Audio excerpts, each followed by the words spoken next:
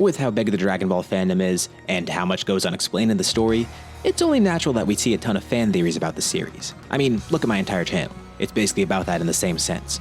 But with all those theories, we are bound to see some crazier ones.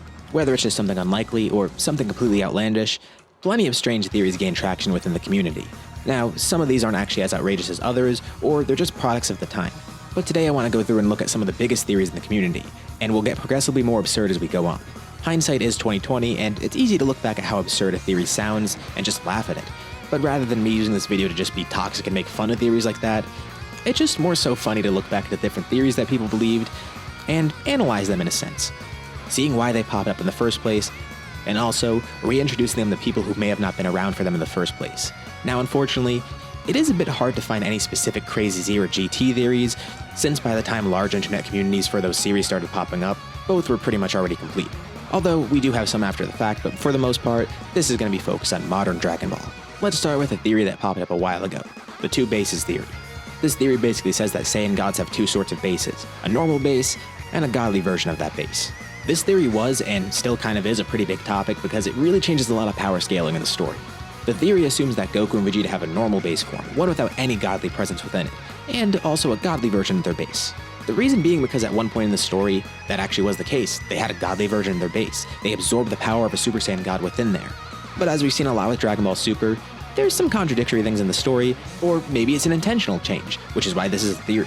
The reason being because later on, it seems Vegeta and Goku just have their normal base forms again.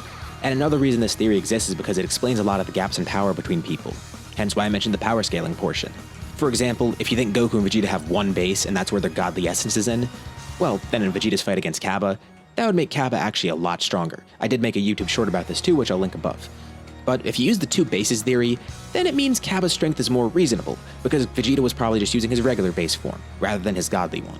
Now, whether or not this plot point is true or even intentional, it's still an interesting theory to discuss. But obviously people don't just theorize about forms, we theorize about the story too. Another weird theory that popped up is Goku Black being the one who killed Jiren's parents. When we're shown Jiren's backstory, we see that Jiren's family and his clan were killed by some sort of shadowy figure. The whole reason people think this is Goku Black is because, first of all, this is similar to how he first appeared in Future Trunks' timeline, a shadowy figure. And he has the ability to hop between timelines and universes. Personally, I don't believe this theory because why? Why would he do that? There's not really a good explanation for why he would have done it or even how, and really the only evidence for this is the fact that whoever killed Jiren's parents, their identity was hidden in a similar way to Goku Black's, with a purple aura, red eyes, and being a shadowy figure. A third theory of the story that doesn't really make too much sense is Tapion's sword being Trunks' sword. Now this theory is one that's pretty popular, but it's also just flat out wrong if you think about it for a little bit. At the end of Wrath of the Dragon, we could see Tapion giving Trunks his sword. So people think that future Trunks has the same sword and he met Tapion. But there's a few reasons this doesn't work, and it's not just because of the fact that the movie's not canon, it's just it doesn't work in the first place. For one, none of the events in Wrath of the Dragon would happen in future Trunks' timeline. Everyone involved in the story is dead, and Shenron's needed to even free Tapion from his seal, which is impossible because there's no Shenron in Trunks' timeline. Piccolo and Kami are dead. On top of that, this movie theoretically happens after the Buu saga. Obviously, everyone in Trunks' timeline was killed way before that when the android showed up. So even if Hoi came to Earth somehow during this time, he'd have no way to free Hirudegarn and he'd probably face the androids too, which wouldn't be too good for him. The timelines and logic simply don't work here, and it's just a symbolic thing in the movie. But speaking of hybrid Saiyans, a fourth prominent theory in the story is that Gohan has PTSD. Now, this isn't necessarily a crazy theory when you first think about it. Considering what Gohan went through as a kid, yeah, he might be a little messed up. But the whole crux of the theory is that Gohan became the Great Saiyaman and started doing all those weird poses because it's a way to cope with the trauma of fighting the Ginyu Force. Personally, I don't believe this theory because first of all, it's tonally way too dark for Dragon Ball and there's nothing really else to support it besides the fact that he dresses up and does poses, although that's a little subjective on my part. In terms of actual proof that it's probably not real, well, goofy poses and dress up is just common in Dragon Ball in general. Goten and Trunks just did that in the manga. The Gammas and Hedo did it. Even Videl does it too. And it's not limited to Universe 7 either, look at the Pride Troopers. Or even Universe 2. A more likely explanation is Gohan's just a goofy guy that likes superheroes. I wouldn't really think he has deep trauma against the Ginyu Force, because also on top of that, he's been through worse things. I think Piccolo alone during the Saiyan saga gave him more trauma. Speaking of characters having a weird mentality, a fifth theory that goes around in the community is Kakarot mode. And yes, it's exactly what it sounds like. Occasionally people post memes that when Goku gets mad, he's not Goku, he's Kakarot. Which, okay, it's just people trying to make him sound badass, but these aren't simply memes, people do believe this has an actual theory. With people thinking Goku has a separate Kakarot mode, with it either being if Goku gets hit hard enough on the head, he can become Kakarot again, or if he just gets really mad, he goes into Kakarot mode and becomes Kakarot. Now this theory is more on the absurd side. Goku's had bursts of anger throughout his entire life. We see this as early as original Dragon Ball, but at his core, Goku's always a good guy. There is no secret Kakarot mode within him. Sure, when he's Super Saiyan, he does have some maliciousness creep within him. Krillin even confirmed this in the Tournament of Power. That's not just something that started in the Android 13 movie. But Goku is and always will be a good guy. To add on top of it, in the Granola arc, Goku did get his memories back. And he still was Goku. So if Goku gets really mad, he's just getting mad. And if someone hits him on the head really hard to try and bring Kakarot back, well, they're just going to give him more brain trauma. They're not going to make him evil. Goku's pure-hearted and that's not going to be changed. Speaking of evil people in Goku's family, back when Goku Black first appeared, there were a few theories as to who he could truly be. One of them being that Goku Black is Kakarot. The theory to this is pretty simple. Either it's Goku from another timeline where he never hit his head, or Goku did hit his head and became Kakarot, and he went into the fabled Kakarot mode. Again, hindsight is 20/20. This was back when we didn't know who Goku Black was. Although, when Goku Black was first introduced, he referred to himself as Son Goku. Which also plays directly into the next theory, that Goku Black is Goten. Again, obviously hindsight is 20/20, and this was back when we didn't know who Goku Black was. But this was a really popular theory back then. Of course, Goku's dead in Trunks' timeline, so people realized that this evil Goku, it was actually Goten. Although I don't really know why this theory became so popular because Goten was never born in the future. He wasn't conceived until years after Goku even died.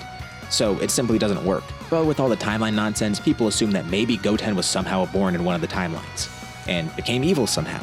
And that was the true identity of Goku Black. Following this arc, of course, we had the Tournament of Power, and that had its own theories. For one, there's a theory that Android 17 restored all the 6 erased universes.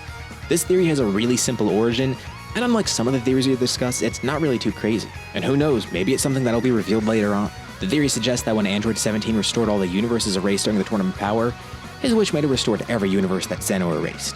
Personally, I don't believe this, especially because I feel like they would have shown that by now. However, it's not really too absurd of a theory.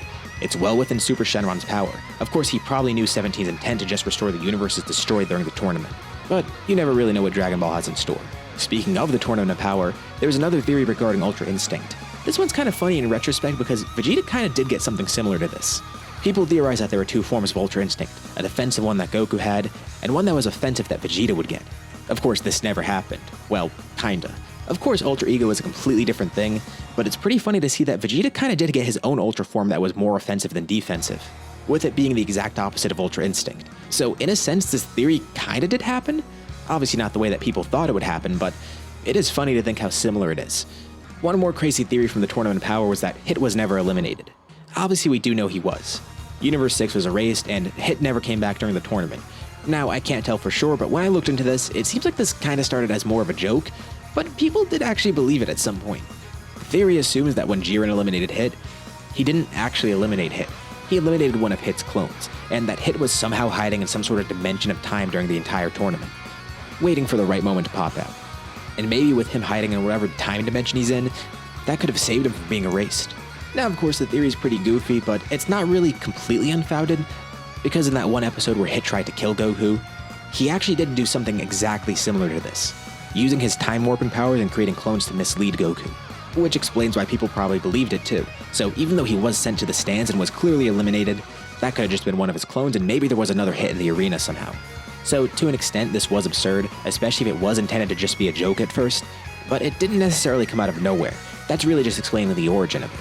And who knows, maybe if there is a second Tournament of Power in the future, Hit will actually do this.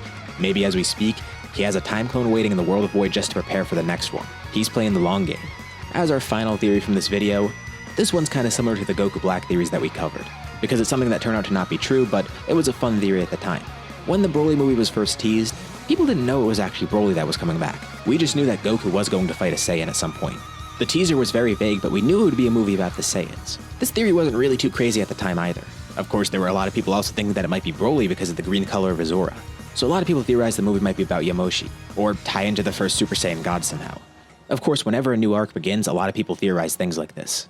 For example, when the Granola arc began, people theorized that he might be a Tuffle because he kinda looks similar to one. And after Broly was made canon, people thought maybe there would be some sort of version of Baby that was canon.